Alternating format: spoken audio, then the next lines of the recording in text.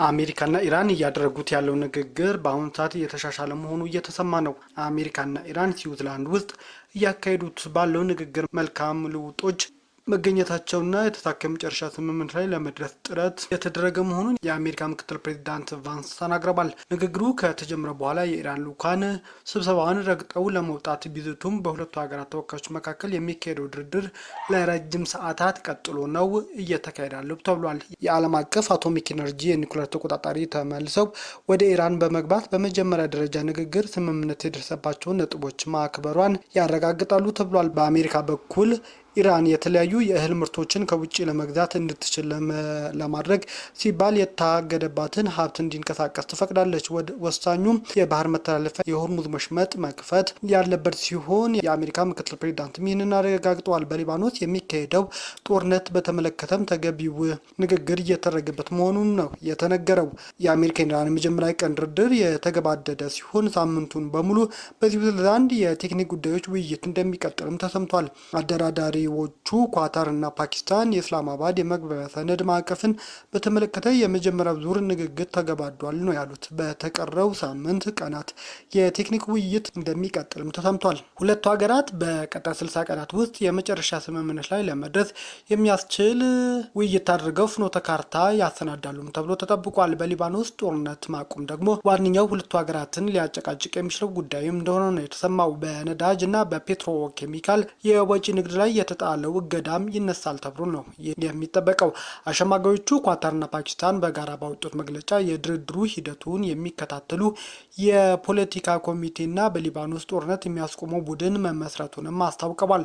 ከፍተኛ ደረጃ ያለ የሚገኝ ኮሚቴ በ60 ቀናት ውስጥ የመጨረሻ ስምምነት ላይ ለመድረስ የሚያስችል ፍኖተ ካርታ ላይ ተስማምተዋልም ነው ያሉት።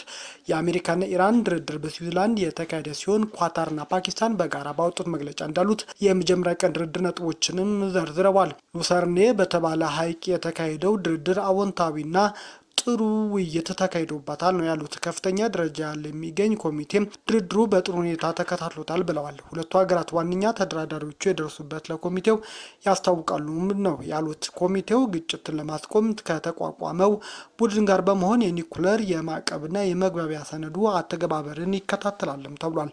በስምምነቱም አንቀጽ 5 መሰረት የሆርሙዝ ወሽመጥን ለማስከፈት እንዲሁም በተደራዳሪዎቹ መካከል አለመግባባት እንዳይኖር የንግግር መስመር መክፈትም የዚህ ኮሚቴ ኃላፊነት ነው። ግጭቱን ለማስቆም የተቋቋመው ቡድን በሊባኖስ ድርድር እንዲደረግና ወታደራዊ ግጭት እንዲቆምም ያሰራል ነው የተባለው። የኢራን ውጭ ጉዳይ ሚኒስትር አባስ አራግቺ በነዳጅና በፔትሮኬሚካል ወጪ ንግድ ላይ የተጣለው እገዳ መነሳቱንም እያስታወቁ ነው። ከድፍድፍ ነዳጅና ከተፈጥሮ ጋዝ የሚገኙ ፔትሮኬሚካል የወጪ ንግድ ላይ የተጣለው ማዕቀብ ከመነሳቱ በተጨማሪም በኢራን የባህር መተላለፊያ ላይ ተጥሎ የነበረው ክልከላ መነሳቱንም አራግቺ አረጋግጠዋል።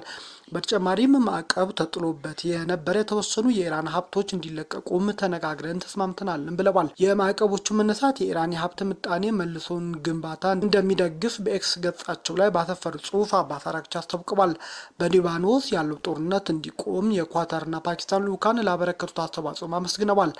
ኢራንና አሜሪካ የተስማሙበት መግባቢያ ሰነድ አንቀጽ 1፣ 10 እና 11 ለድርድሩ ዋነኛ መነሻ መሆናቸውንም የውጭ ጉዳይ ሚኒስትሩ አባስ አራግቺም ጠቁመዋል። ለዚህ ለድርድሩ ዋነኛ መነሻ ናቸው ከተባሉት አንቀጾች መካከል አንቀጽ 1 አሜሪካ፣ ኢራንና አጋሮቻቸው ሊባኖስ ጨምሮ በሁሉም ግንባሮች በአፋጣኝና በዘላቂነት ተኩስ ማቆም የሚል ይገኝበታል። አንቀጽ 10 ደግሞ ዋሽንግተን ለነዳጅ ኤክስፖርትና ለፔትሮሊየም ምርቶች አስፈላጊውን ፈቃድ እንድትሰጥና ባንክና መጓጓዣ ጨምሮ በሌሎች ዘርፎች ውሳኔዎች እንደሚተገበርም ይገልጻል። አንቀጽ 11 ደግሞ ማዕቀብ የተጣለባቸው የኢራን ሀብቶች ይመለከታል ነው የተባለው። የአሜሪካና የኢራን መጀመሪያ ዙር ድርድር አበረታች ውጤት እንዳሳየ ማሸማጋዮቹ መጠቆማቸው ተከትሎ ዓለም በበጎ ጎን ድርድሩን ተመልክቶታል። ድርድሩ እሁድ በስዊዘርላንድ ተጀምሯል የተባለ ሲሆን ሁለቱ ሀገራት ከስምምነት ላይ የደረሱበት ባለፈው ሳምንት እንደነበርም ይታወሳል። ኳታርና ፓኪስታን ሰኞ በጋራ ባወጡት መግለጫ እንደጠቆሙት ከሆነ ከፍተኛ ደረጃ ያለ የሚገኘው ኮሚቴ በ60 ቀናት ውስጥ የመጨረሻ ስምምነት ላይ ለመድረስ የሚያስችለውን ፍንቶ ካርታ ማዘጋጀቱና መስማቱን ተከትሎ ድርድሩ በበጎ ጎን ይጠናቀቃል የሚለውን ነገር ተስፋው መጨመሩንም አስታውቀዋል። ሁለቱ ሀገራት በተያያዘም ሳምንት የቴክኒክ ጉዳዮች በተመለከተ ውይይት እንደሚቀጥልም ነው የተነገረው። በድርድሩ ተሳታፊ የሆኑት የአሜሪካ ዲፕሎማት እንደተናገሩት ውይይቱ ከኢራን የወጡ አወዛጋቢ መልእክቶች ማጣራት ላይ ያተኮረም ነው ብለዋል። በተጨማሪም በሊባኖስ ተኩስ አቁም ስምምነት መተግበርና የሆርሙዝ ወሽመጥን ማስከፈት የውይይቶቹ ዋነኛ ግቦች እንደነበሩም ነው እኚህ የአሜሪካ ከፍተኛ ዲፕሎማት የጠቆሙት። የእንግሊዙ ጠቅላይ ሚኒስትር ኪር ስታርመር ስልጣናቸው መልቀቃቸው ተከትሎ እያነጋገረ ነው። ስታርመር ከዩናይትድ ኪንግደም ጠቅላይ ሚኒስትርነት እንዲሁም ከሊበር ፓርቲ መሪነት መልቀቃቸው አስታውቀዋል። ጠቅላይ ሚኒስትር ጽህፈት ቤት ከሚገኝበት ዳውንስትሪም ነበር በሰጡት መግለጫ ከ2 ዓመት በፊት ወደ ጠቅላይ ሚኒስትር መምጣታቸው በህይወት የሚያኮራኝ ቅጽበት ነበር ሲሉም አስታውቀዋል። ስታርመር ከባለቤታቸው ጋር ሆነው መግለጫው ሲሰጡ ብዙዎች በጭብጨባ ድጋፋቸው ሲሰጧቸው እንደነበርም ተሰምቷል። ባለፈው ሳምንት አንዲ በርሃም በግሬተር ማንቸስተር ምርጫ ማሸነፋቸው የሊበር ፓርቲ መሪ በመሆን ስታርመርን እንደሚገዳደሩ ፍንጭ ሰጥቶ ነበር። ስታርመር ወደ ፖለቲካ የገቡትም የሚሊዮኖች ህይወት በተሻለ ሁኔታ ለመለወጥ መሆኑን በማሰብ ነበር። በአውሮፓ 2024 ሌበር ፓርቲ ወደ ስልጣን እንደመጣም በንግግራቸው የጠቀሱት ጉዳይ የባለፈው ሳምንት የምርጫ ውጤት ተከትሎ ጠቅላይ ሚኒስትር ለአርዲ በርሃም መንገድ እንዲመቻች ከሚኒስትሮቻቸው ጫና ውስጥ ከቷቸዋል። የአሜሪካው ፕሬዝዳንት ዶናልድ ትራምፕ ጫና የበረታባቸው ኪር ስታርመር ከጠቅላይ ሚኒስትርናቸው ይለቃሉ በማለትም ቀናት በፊት ተናግረው ጫና ፈጥረውም ነበር። ሰኞ ጠዋትም ከንጉስ ቻርልስ ጋር በስልክ እንደተነጋገሩና ስልጣን እንደሚለቁም እንዳሳወቋቸው ገልጸዋል። በሀገሪቱ ትልቁን ስራ የለቀቁ እንደሆነ ጠቅሰው በቀጣይ እጅግ የሚጠቅመው ስራ ላይ እንደሚያተኩሩም ተናግረዋል። በቻልኩት መጠን ለሚስቴ ጥሩ ባል ሆኛለሁ፣ ባለቤቴ ከጎኔም በመቆም ጥሩና መጥፎ ጊዜ እንዳሳልፍ ረድታኛለች ሲሉም በስሜት በሰጡት መግለጫ ተናግረዋል። ስታርመር በተገቢ መንገድ ስልጣን እንደሚያስረክቡ ገልጸው ለቀጣይ ጠቅላይ ሚኒስትር ሙሉ ድጋፋቸው እንደሚሰጡም ነው ያስታወቁት። ቀጣይ ጠቅላይ ሚኒስትር ከ2 ዓመት በፊት ከነበረው አንጻር ጠንካራ የሆነና ፍትህ የሰፈነበት ሀገር እንደሚረከብ ማወቅ አለባቸው ብለዋል። ከጎናቸው የነበሩ ጓደኞቻቸውና የስራ ባልደረቦቻቸውንም ኪር ስታርመር በዚህ መግለጫቸው ላይ አመስግነዋል። ስታርመር የተረከቡት ፓርቲ በፖለቲካ በፋይናንስና በሞራል የላሸቀ እንደነበር ጠቅሰው በተደጋጋሚ ፓርቲው አብቅቶለታል ሲባል መስማታቸው በንግግራቸው አሳውቀዋል። ስታርመር እንዳሉት የሌበር ፓርቲያቸው ዋነኛ ጥያቄ እሳቸው በቀጣይ ምርጫ ለመወዳደር የተሻሉ አማራጭ ስለመሆናቸው ነበር። ፓርቲያቸው ለዚህ ጥያቄ የሰጠው ምላሽ አዳምጠው በበጎ መንገድ መቀበላቸውን ጠቅሰዋል። እያንዳንዱ ውሳኔያቸው የምወዳትን ሀገሬን በማስቀደም የወሰንኩት ነው ሲሉም ነው ኪር ስታርመር ያሳወቁት። የሩሲያ ጦር ዶንባስን ለመቆጣጠር የሚያስችለውን ቁልፍ ከተማ መክበቡን አስታወቀ። የሩሲያ ጦር በምስራቅ ዩክሬን ስትራቴጂክ የሆነውን ኮስቲያንቲያኒቫክ ከተማ በከበባ ውስጥ እያስገባ እንደሚገኝ አስታውቋል። የዩክሬን ወታደሮች እንደተናገሩ ከሆነ ከተማዋ ሙሉ በሙሉ በየትኛውም ኃይል ስር እንዳልወደቀ እያሳወቁ ነው። ከጀርባችን ያሉ አካባቢዎች ላይ ሰፍረናል፣ ገፍቶ ለማስወጣት በጣም ከባድ ነው ሲል በአካባቢው የተሰማራ የዩክሬን ድሮን አብራሪ ተናግሯል። ከተማው ለዶንባስ ቅርብ መሆኑን ስትራቴጂክ ጠቀሜታ እንዳለው ይነገራል። የሩሲያ ጦር ከተማውን ሙሉ በሙሉ ከተቆጣጠረ የዩክሬን ወታደሮች በምስራቃዊ ክልል የመጨረሻ ጠንካራ ይዞታ የሆኑ ስፍራዎች መያዝ ይችላሉ። የሩሲያ ወታደሮች ክራማቶስክና ስሎቫናስክ የተባሉ ከተሞችን መያዝ ከቻሉ ዶንባስን ሙሉ በሙሉ በቁጥጥር ስር ያደርጋሉ። ዶንባን ከተማን መያዝ የክሬምሊን ዋነኛ የጦር ግብ ነው። ዩክሬን ላለፉት ጥቂት ወራት በጠንካራ ሁኔታ ግዛቶቿን መቆጣጠር ችላ ቆይታለች። በያዘው ዓመት ሰፊ የዩክሬን ይዞታዎች ማስመለስ እንደተቻለም ነው የተነገረው። በሩሲያ ይዞታ ስር በምትገኘው በክሬሚያ የተመረጡ መሪዎች የነዳጅ እጥረት ስለገጠማቸው ለሕዝብ እንዳይሸጥ ከልክለዋል። ኪየቭ በሞስኮና ሴንት ፒተርስበርግ በሚገኝ የነዳጅ ማምረቻዎች ላይ ተከታታይ ጥቃት እያደረሰች ነው።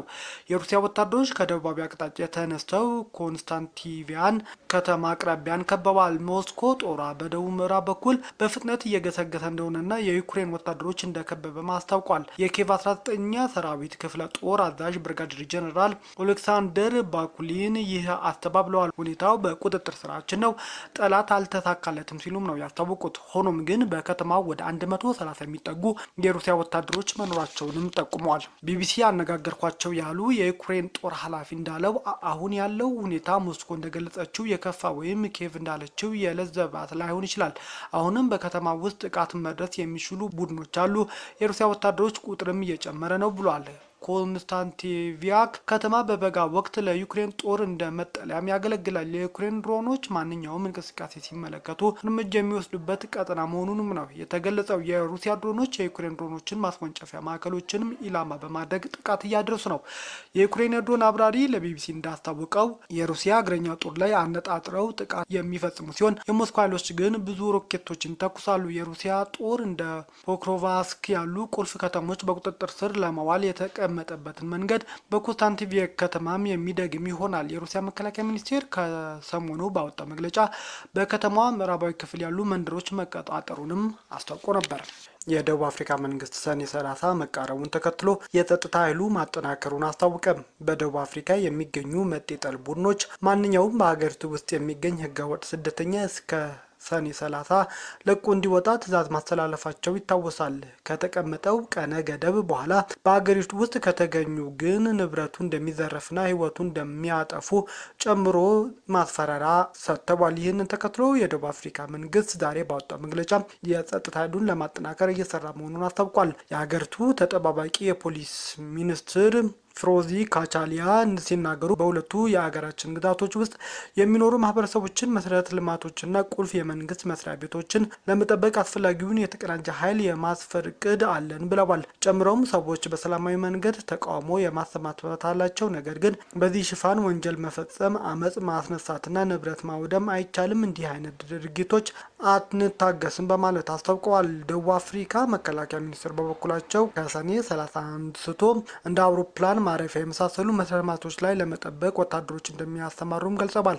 በሌላ በኩል የሀገሪቱ ፍትህ ሚኒስቴር ማሞሉካ ኩባይ እስካሁን ድረስ 5000 ህገወጥ የማላዊ ዜጎች ወደ ሀገራቸው መሄዳቸውን ጠቅሰው በህገወጥ መንገድ ስደተኞች ላይ ህጋዊ እርምጃዎች የመውሰድ ስራ እንደሚሰራም ነው ያስታወቁት። ቤተሰቦቻችን ዜናዎቻችን ከወደዳችሁት ላይክ አድርጉ፣ ለሌሎች ተደራሽ እንድንሆኑም ሼር አድርጉ። አዲስ የሆናችሁ ደግሞ ሰብስክራይብ በማድረግ ቤተሰብ ሁኑ። ሰናይ ጊዜ